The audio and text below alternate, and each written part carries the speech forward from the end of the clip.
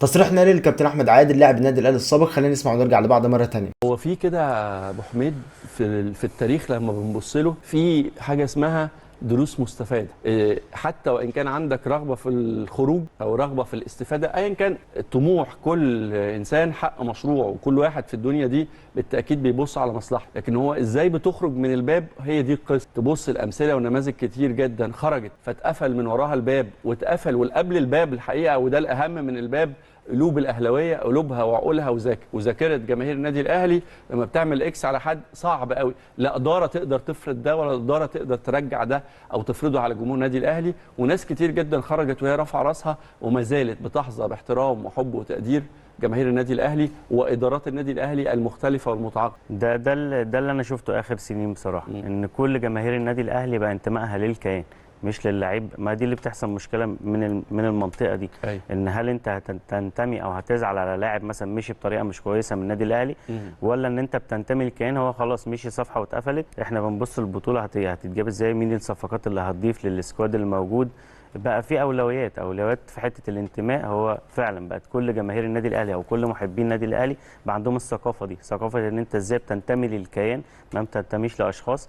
عشان كده دايما بيبقى اي حد موجود داخل النادي الاهلي بيبقى حريص كلاعب او كمجلس اداره او كجهاز فني، بيبقى انتمائه للكيان مش لماده او ان انا هطلع احترف مثلا او اي حاجه ثانيه. بيبقى كلها شبكه واحده كمجلس اداره او لاعب او مدير كوره او جهاز فني، كلها بتبقى بتشتغل لمصلحه الاهلي سواء ما كان موجود داخل النادي الاهلي او خارج النادي الاهلي.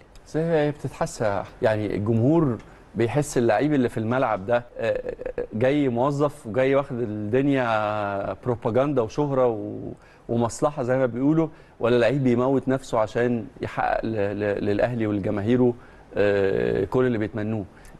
حتة الانتماء دي بتتحس، واللي بيوصل للجمهور بجد الجماهير بترفعه يعني 7 سما ما بيتنسيش. يعني مش الحصل لو نبطل مش من كتير، لكن عمرك ما تحس ان الجمهور لما بيشوفه او بيجي في اي مناسبه الا انه الناس مقدره تماما، لانها مدركه ان مشوار وليد كان نتيجه انتماء حقيقي وتقدير حقيقي لجماهير النادي الاهلي. وفي طبعا انا بقول على سبيل المثال عشان ما بنساش حد، في امثله كتير طبعا. في امثله كتير جدا طبعا.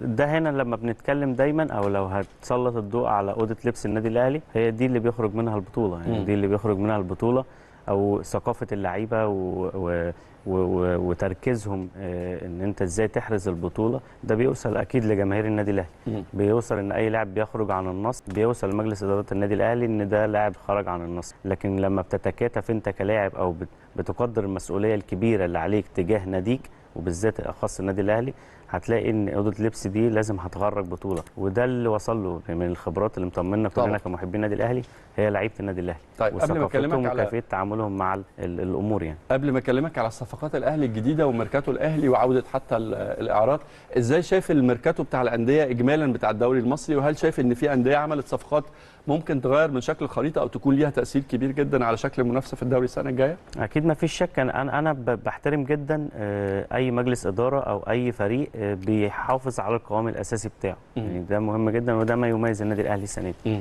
يمكن اغلبيه الفرق بتدعم بشكل كبير جدا، لكن الانديه اللي هتواجه صعوبه هي اللي بتغير 15 لاعب او 16 لاعب. والانديه برضو اللي هتواجه صعوبه هي كتر تغيير مدير فني. يعني زاد من وجهه نظرك هيواجه صعوبه في الدوري السنه دي؟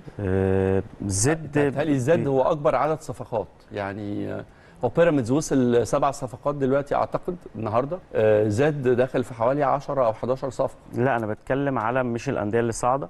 طبيعي ان انت تغير، طبيعي ان انت تجيب لعيبه خبرات من الدوري الممتاز. ده هيتوقف على نوعيه او كواليتي اللعيب اللي انت جايبه. بتراهن على زاد يا احمد؟ طبعا بتراهن على اداره محترمه جدا، بتشتغل باحترافيه كبيره جدا سواء على مستوى قطاع الناشئين او التطور مع الفريق الاول. يمكن انا عشان عادل ابني في المنظومه فعارف المنظومه دايره ازاي بشكل احترافي بشكل كبير جدا.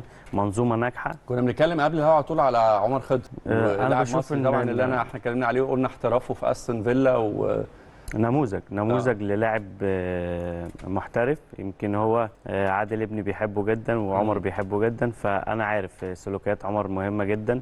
لعيب كبير جدا اتفرجت عليه اكتر من مباراه. مستواه ثابت بشكل كبير جدا، مكسب لفرقته بمعدل كل مباراه بيسجل هدف. لا لعيب مميز. ستايل مين؟ هو مركزه ايه؟ جناح جناح. جناح شمال. جناح شمال. هو من النوعيه اللي بيخش ويعمل ار2 في البعيده لا هو حافظ مهاري. المكان ده كويس، مهاري جدا. مهاري عنده ملكه ان هو واحد على واحد، عنده شخصيه. شخصيه هو انا صغير في السن. 16 سنه او 17 سنه. بس يلعب فيرست تيم، يعني يلعب فيرست تيم مرتاح. يلعب فيرست تيم. في ظل يعني انا بقول قله المواهب في مصر، ده اضافه للكره المصريه، يعني اضافه للكره المصريه وهيبقى اضافه للمنتخب تصحيح. المصري. بس هي زي ما حضراتكم سمعتوا كده، ده كان تعليق كابتن احمد عادل على انتماء جماهير النادي الاهلي، وقال طبعا انتماء جماهير النادي الاهلي الاول والوحيد الى الكيان فقط لا غير، وطبعا مش للاعب. اللاعب اللي عايز يمشي. النادي الاهلي ما بيقفش على اي حد. لحد هنا ده كان نهايه الفيديو بتاعنا. اتمنى لو وصلت معايا للنهايه تضغط لايك على الفيديو، تشترك في القناه وتفعل زر التنبيهات عشان يوصلك كل جديدنا. دمتم في حفظ الله ورعايته، والسلام عليكم ورحمه الله وبركاته.